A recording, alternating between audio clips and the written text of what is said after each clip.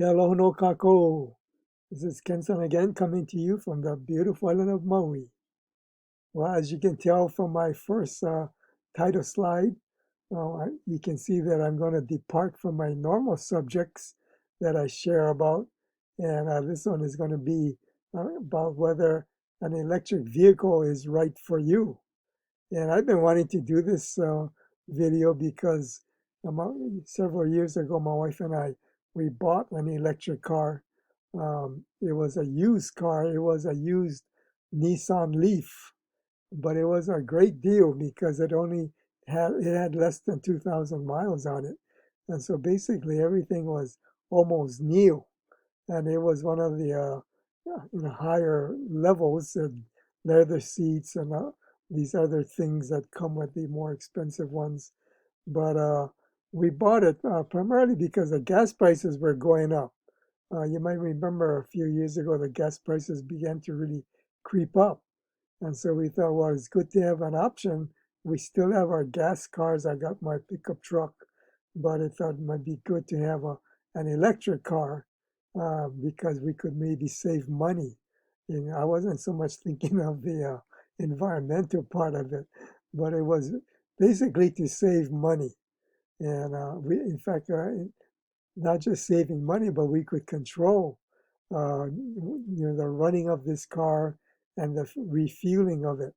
So anyway, we got the car, and I've been driving it for a few years now, and I've made a list of pros and cons, the advantages and disadvantages of an electric car. So I'd like to share. It's going to be a short video, shorter than normal, but some of the things that I have found.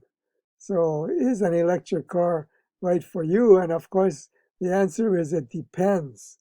And there are a number of factors that the answer depends upon. And I'd like to go through them. You probably know a lot of the answers here, but just to go over them. So in case you're thinking of buying an electric car, maybe some of these items is something that you are thinking about. So first of all, the first thing I thought about is this. Now that it's called the range anxiety, whether your car is able to go the distance basically. In your daily driving. Can the electric car you're thinking of getting, can it get you to your destination goal and back home without recharging, especially if you don't have a recharging port where you're working or where you're having to stay. And so there is a range anxiety. The Nissan Leaf that we have has a very limited range. The original one could only go about 75 miles, and this is the one that came out in 2012.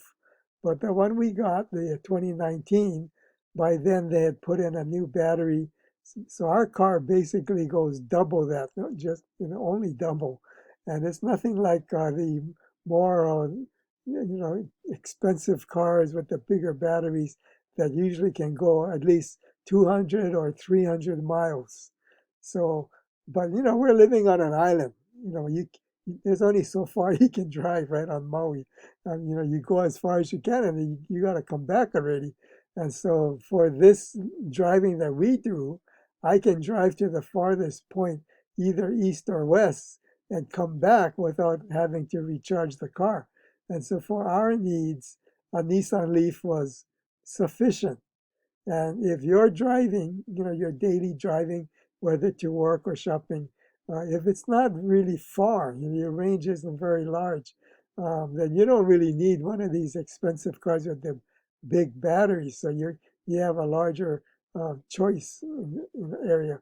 Of course, if you do a cross country traveling and you enjoy going to longer distance, like my wife and I have done in the past, and we've in fact driven all around the country, the entire country. We spent 6 weeks visiting friends from Washington State to New York, down to Georgia, back up through Texas to Denver, LA, and up the West Coast back to our home base in Portland. And so we drove thousands of miles. Of course, we had a 74 Volvo, they call it an ICE car now, yeah, internal combustion engine, ICE. And so that was sufficient because we could fill up along the way, as many of you who've done cross-country traveling know. But when you're with an electric car, you have to really plan your trip because you don't have as many charging ports along the way, and so you need to watch your charging or your dash. Make sure that you can get to the next charging point, and that's what brings up this range anxiety. So you need to, if you're thinking of getting an electric car, make sure you choose one that can eliminate this range anxiety that you might experience. Uh, if you do a lot of cross country, then you want to get a car that has a longer range. So that's the first thing to think about. And here's another one, urban driving. By urban, I mean you're driving, block to block, and there are traffic lights, as you see right here, stop and go, stop and go. Now, you're probably familiar that in electric cars, you have a thing called regenerative braking. So if you choose that, you switch it on whenever you're slowing down, whenever the car slows down, you can feel this drag that comes on the car. And basically, you're generating electricity and putting it back into the battery. And so, because of that, stoplights, stop signs, this urban stop and go kind of driving is really great, for electric cars because when I'm driving down in our uh, Kahului or Wailuku down the hill from where we live, I don't lose almost any miles. It seems like I can drive forever because the regenerative braking function just keeps refilling my battery. And so if you do a lot of urban driving, yes, an electric car might be a good option for you. So that's something to think about. If you drive, these long stretches without braking, then you're going to see your charge dropping faster than if you're driving within an urban area with the traffic lights, etc. Here's another thing to think about is that electric cars are heavy because of the batteries. And the ones with the longer range are heavier because they have to have more batteries. Now, you're thinking, well, why does that matter? Well, on Maui, when you register your car, they base the registration on the weight of your car, how heavy your car is, because they're assuming heavier cars wear out the roads more. And so they charge more if your car is heavy. Well, I didn't think about that when we bought our car, but I do notice that to register our electric car is twice as much as our ICE or a gasoline car. And so that's something to think about if your car registration is dependent upon the weight of the car. So that's something to think about. The other thing that goes along with the weight is your driving conditions. Do you have a mountain landscape? Is this the kind of road you drive that goes up and down and up and down? Or do you have a place that's all flat? Because electric cars love flat landscapes. In our Nissan, we live up on the side of the Haleakala, which is a dormant volcano, and we don't live that high up. We're only at the 1,500-foot level. But on the way down, I don't use up any electricity in the car. The gauge, it tells me how much charge I have left. It stays the same until I get to the bottom, and even then it doesn't move much because once I get down to the peninsula, or not the peninsula, but the isthmus of Maui. Maui has two mountains on each side. It's shaped like a peanut. But if you just drive around in the middle, where the waist of the island is, it's all flat. And so you can drive pretty far with your electric car because it's flat down there. But once I start driving back up Haleakala Highway, back home, my battery starts draining, precipitously. It's just you can see it dropping the percentage of the charge. So if I lived in a place where I always drove downhill, it's one of those optical illusion pictures where you see those staircases, and they drew it in such a way that it's always going down, no matter which way you're going. And if I always drove downhill, then the electric car would be the perfect car because you wouldn't use much charge at all. Or if I lived in a place that's always flat. But if you live in a mountainous area or a place that you have to go up and down, especially going up hills, and you're going to find that the electric car is not as great because it's number one heavy, and then it takes the batteries a lot of energy to push that car up this hill that you might live on. So if you live on the flat and you drive mostly on flat, yes, electric cars might be a good advantage for you. Now, here's another thing is the cost of your electricity. If you live in an area with inexpensive electricity, that's an advantage, of course. That's simply logical. In charging your car, there are three levels of charging. Level one is basically the 110 or 120 volt socket in your home here in America. The level two is the 220 or 240 volt socket in your home, and that charges your battery twice as fast, at least. And when we lived overseas, our home had 240 volts, and I found that out one day when I was changing a light fixture. I was up on the ladder, and I guess I didn't turn the electricity off because I got zapped. And 240 volts is a powerful thing. I was tingling for a long time. But if you live in a country with the 240, that's pretty good. But the main thing is that how much do you pay for that electricity? And then the third highest level is this chargers that you see around shopping centers or places where people park their cars. And these tend to be expensive because they're the fastest charge. These are called the DC. So you got level one, level two in your home, you're at 110 or 220 or 240. And then this one right here is 400 volts and up. And so this is the fastest charge you can get. Plus, it's DC, so it really goes straight into the battery. Batteries work on a DC system, but you're going to pay for this for saving time because these will be more expensive.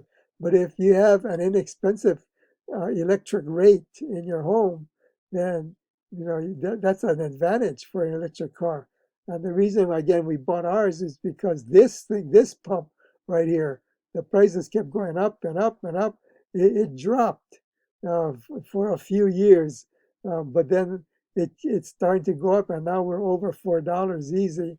And if you live in California, you know how expensive the gas is there, and that, of course, affect whether you want to buy an electric car. But you got to check how expensive your electricity is.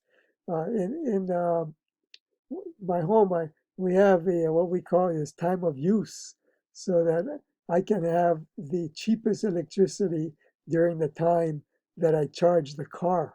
So you might have that in your place too. I have this map right here, and on this map you can see the most expensive electricity rates, and it's marked by the darker colors, and the least expensive, which is the lighter color. You can see Hawaii right here. Hawaii, the current rate is not this number here. It's 40 cents per kilowatt hours. And that's why we're basically dark chocolate right here. We have the highest rates in the country. And that's why having an electric car is maybe not a great deal in Hawaii. I'm going to show you why we chose to get it, which helps us to afford it. But if you live in a place like Washington, which has a lot of hydroelectric plants, or Idaho, or any of these lighter colors, Louisiana, which is where all these the oil gets refined, so they got cheaper gas over here. you have a cheaper electric bill. So because of that, to charge up your car is cheap as well. But the gasoline is probably cheaper in your place as well. But I think what's going to happen is the government, which is trying to push everybody to electrify, crazy, crazy government. They're even trying to get rid of gas stoves at home, and they're trying to get everybody to go electric, even though that might be more expensive. But I think what they're gonna do is tax the gasoline, and the prices of gas is gonna go up and up and up, and they're gonna reward the people that buy the electric vehicles and punish the people that drive gasoline cars. That's what you're going to begin to see until it comes to this point where people just abandon the combustion engine and go with the electric engine. Now, that is a decision you're going to have to make because there's pros and cons with both types of engines. So anyway, you got to make up your own decision there on whether or not it is feasible to drive the electric car where you live.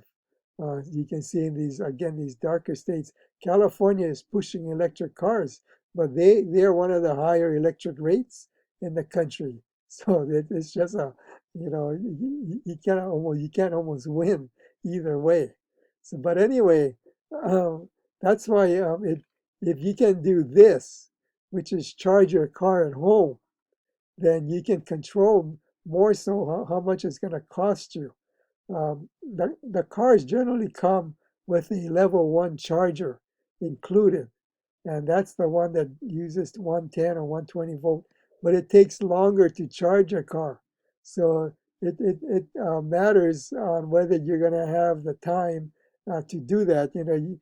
What the terrible thing is if you're working and you need the car every morning, and so you plug it in, and then you have a blackout, where the power goes down, and so it's that's kind of tricky. I'm retired, so we don't go to work, regularly as much, and so we have more flexibility. Plus, we have our gasoline car to back it up. So even if you have an electric car, might be a good idea to keep that gasoline car, as your backup, because you might need it because the electricity might not be there to charge your car. But I use home charging, and I do a level 1.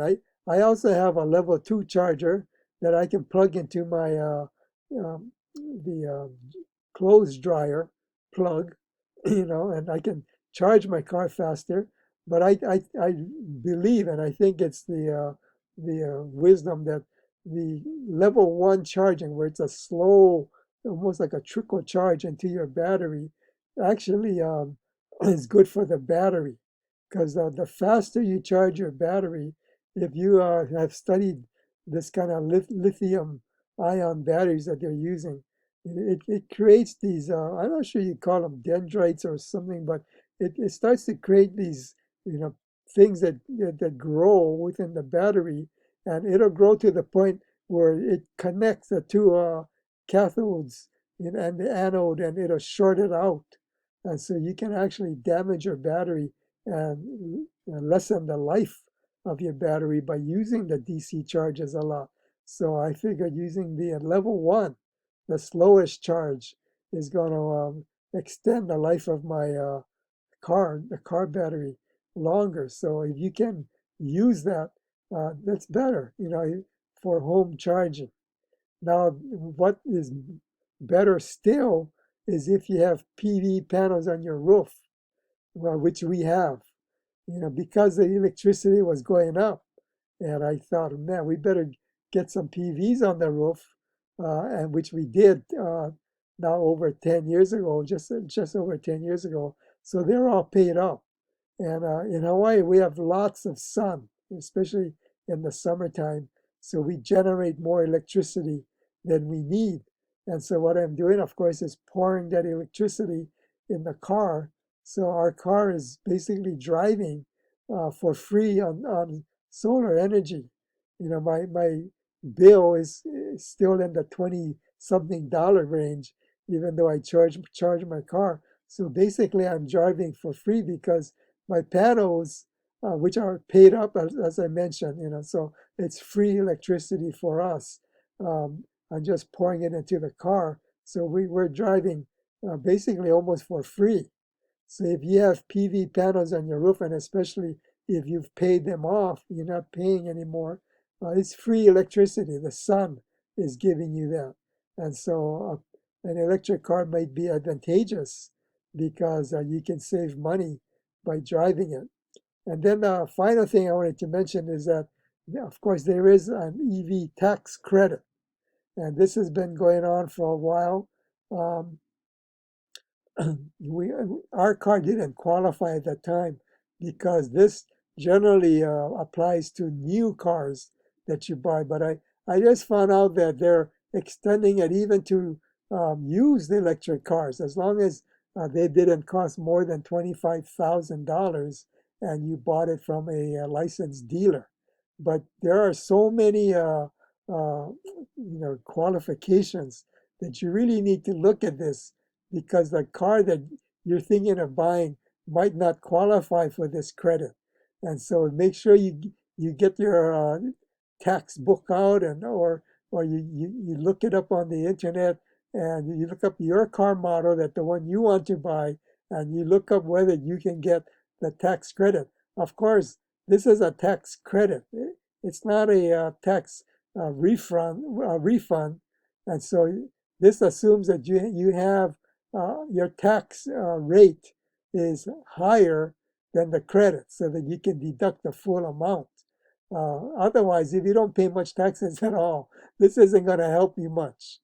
By saying you don't pay much taxes, I mean you either deduct most of it out, or you just don't have the income that generates a lot of taxes. So this is for people that have high tax, and you want to use this credit to reduce. Not It's not reducing the your income level. It's reducing the taxes that you owe, which is what's really great about this. If your car qualifies, so as you go car shopping for an EV, keep this in mind, because you might end up buying a car that doesn't even qualify for this credit. And so keep this in mind, and keep track of the car and whether it qualifies. So, well, that's about it. I really enjoy driving the electric car because it has, even a Nissan Leaf has a lot of punch to it. If I take it off eco mode, and I see a guy next to me and he has like a BMW or something like that, and I take it off of eco mode and I take off because it has enough punch that it pushes me into the seat.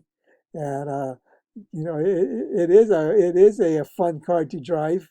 Because of the batteries, the center of gravity is low, so you take corners very well as well. But there are pros and cons, and I hope I covered some of these. And another one again was the weight of the car and how heavy it is. Will also affect how long your tires are going to last. So think of all these issues, and then make up your mind. But I'm telling you right now that the government is going to push all of us into this direction, unfortunately, and they're going to do it by raising the price of gasoline, and even the price of the car registration and everything that goes into running a ICE or internal combustion engine car. They're going to make it difficult, and they're going to, especially if they switch over to this digital or CBDC, central bank digital currency, and they can control how you spend your money. Now they really got us, because if we start buying ICE cars and combustion engine cars, they're going to say, can't buy those anymore. And they're going to only allow you to use your digital currency to buy EV cars. You can see that coming. It's just, this environmental thing it's basically a religion. And the government is the church of this religion. And they're going to make us all come to that church. And we're going to have to all follow suit. And it's going to really kick into gear when the um, CBDC comes into existence. So I hope this helps. If you're shopping cars, again, keep all of these things in mind. And so with that, I say aloha no and ma'alama pono. You take care. See you next time.